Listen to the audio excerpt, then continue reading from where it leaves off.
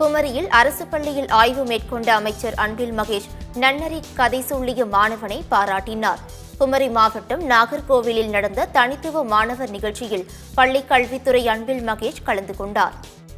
அப்போது பேசிய அவர், மாணவர்களின் பெற்றோரிடம் ஆசிரியர்கள் பொறுமையாக பேச வேண்டும் என்றும், பள்ளியில் ஒரு தவறு நடந்தால் உடனே பெற்றோருக்கு தகவல் தெரிவிக்க வேண்டும் எனவும் அறிவுறுத்தினார். இதனைத் தொடர்ந்து கிள்ளியூர் விளவங்கோடு சட்டமன்ற தொகுதியில் உள்ள அரசு பள்ளிகளை ஆய்வு செய்தார். பின்னர் கருங்கல் அரசு பள்ளிக்கு சென்ற அவர் நன்னெறி கதை சொல்லிய 12ஆம் வகுப்பு மாணவனை கைத்தட்டி பாராட்டினார்.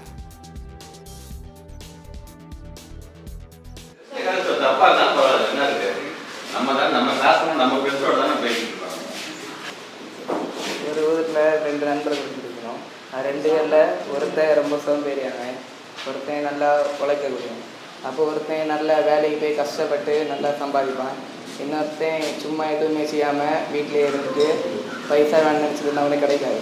அப்போ அவன் கள்ளத்தனமாக பணம் சம்பாதிப்பான். ஆனால் இவன் முயற்சி செஞ்சு பணம் சம்பாதிக்கிறனால அவனுக்கு கையில் நிற்கும். ஆனால் அவன் திருட்டுத்தனமாக செய்யறவன்ட்ட திருட மாட்டே இருக்கும். முயற்சி செஞ்சவன் அந்த நல்ல நிலைமையில இருக்கும்.